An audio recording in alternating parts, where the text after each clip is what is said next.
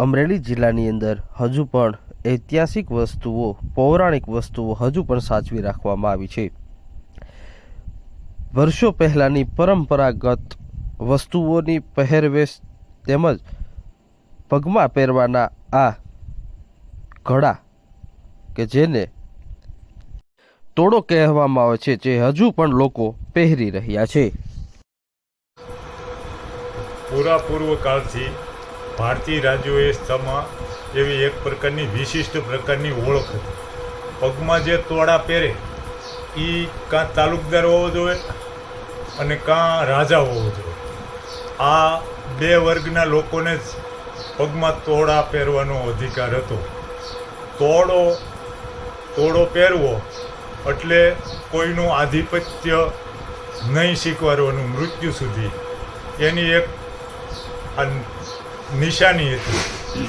અને રાજ પરિવારના સભ્યો અને તાલુકદારો તોડા પહેરતા હતા. તોડો પહેર્યા પછી કોઈની શરણાગતિ ન સ્વીકારાય એવી એક પરંપરા હતી. માત્ર પુરુષોમાં નહીં, સ્ત્રીઓમાં પણ. સારા ઘરાનાની સ્ત્રીઓ હોય, જે સમાજમાં પુનર્લગ્નની પ્રથા ન હોય, સતી તત્વનું મહત્ત્વ હોય, એ સમાજની સ્ત્રીઓ બેડીઓ પહેરતી હતી. બેડી એટલે એક પ્રકારનું એવું બંધન કે જે સમાજમાં જાય છે ત્યાં આજીવન બેડી ભોગવીને રહે, પણ એનું સતીત્વ અખંડ રાખશે. આવી એક આપણી આર્ય પરંપરાની અમુક બાબતો લોકશાહી આવી ત્યાં સુધી જીવંત હતી. પણ અત્યારે તો પરિસ્થિતિ એવી છે કે આડેધડ દરબારો ઊભા થયા. દરબાર શું છે એ કોઈને ખબર નથી. દરબારનો મિનિંગ જ છે CORT, કોર્ટ એટલે દરબાર. જે તાલુકદારને કે ગિરાસદારને ઓછામાં ઓછી 3 દિવસની સજા આપવાની સત્તા હોય એને દરબાર કહેવામાં આવતા હતા. વર્તમાન સમયમાં તો લોકો ભેખું લેવા વાંકો વળે તો દરબાર હાથમાં આવે.